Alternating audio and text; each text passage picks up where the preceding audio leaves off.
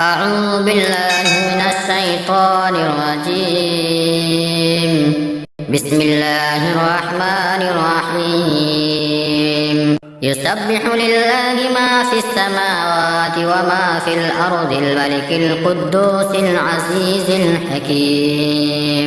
هو الذي بعث في الأميين رسولا منهم يتلو عليهم آياته ويزكيهم ويعلمهم الكتاب والحكمة وإن كانوا من قبل لفي ضلال مبين.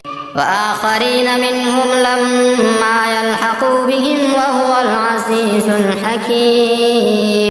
ذلك فضل الله يؤتيه من يشاء والله ذو الفضل العظيم.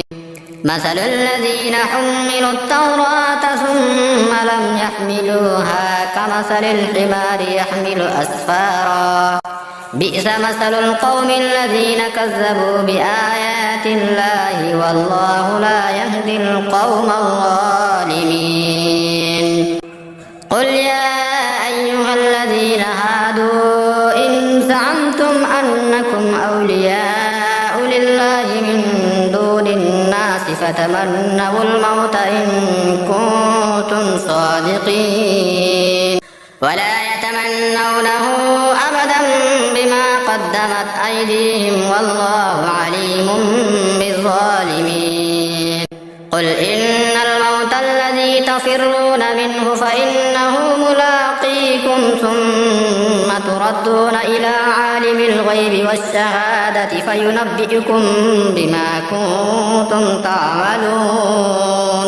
يا أيها الذين آمنوا إذا نودي للصلاة من يوم الجمعة فاسعوا إلى ذكر الله وذروا البيع ذلكم خير لكم إن كنتم تعلمون. فإذا قضيت الصلاة فانتشروا في الأرض وابتغوا من فضل الله واذكروا الله كثيرا لعلكم تفلحون.